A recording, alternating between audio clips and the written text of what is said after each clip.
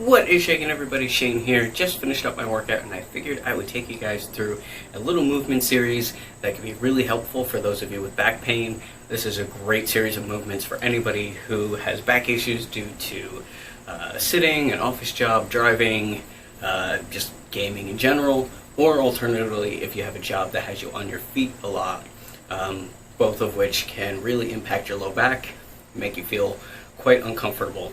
So what I'm going to do is I'm going to take you through the 3 movements and give them a shot. See if they help you out. So, our first movement here is going to be a glute bridge. Now you might not think of that as something helping the low back, but if you think of your body as a pyramid, the base of your pyramid would be your glutes and your hips, so it's really important to keep them strong because they help support your low back. So, for your glute bridge here, we're going to be on the floor.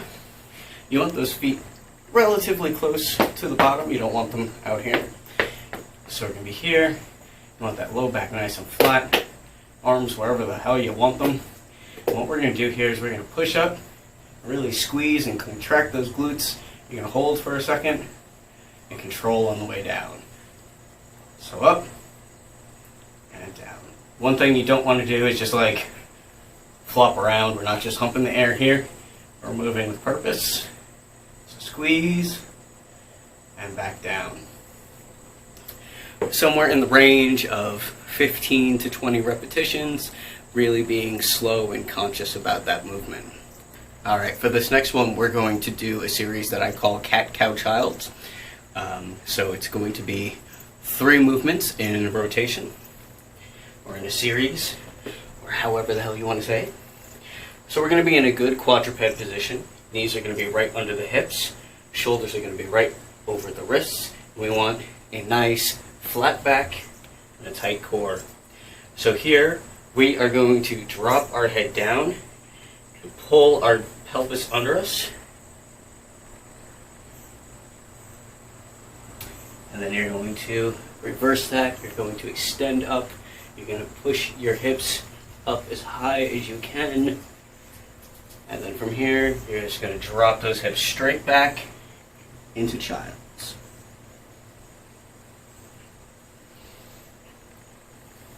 So again, we're trying to visualize if we were trying to bring our head to our hips on the one end, and then on the other side, the back of our head to our butt. If that's a weird visualization, I'm sorry. But, so we're here. Tucking, hold for a couple of breaths, extending, again holding for a couple of breaths, and pushing straight back into child's, holding for a couple of breaths. And you want to go through that rotation maybe like 6 to 8 times, being very slow, very methodical. Again, you want to hold for 2 or 3 breaths for each one of those movements. You want it to be a nice flowing series. So your last movement is going to be a bird dog. Now bird dogs get brutally butchered by most people. These are a very slow, methodical movement. They're not wingy dingy. So a lot of times I see people just flopping through them. We want to be slow, we want to be methodical. So again, that good quadruped position, we're going to bring up our arm just to shoulder height. You're going to bring up that leg just there. No need to crank that thing as high as you can go. Nice and slow. A breath or 2. Nice and slow. Breath or 2. Very slow, very methodical movement here. Excellent for anyone who has low back pain. In fact, if you have low back pain and you have gone through physical therapy, odds are they have made you do glute bridges and bird dogs, and there's a reason. So, there is your movement series. You can do it 1 to 3 times, morning, night. For most people, I suggest doing it at night before bed or first thing in the morning when they get up. It really, really does help.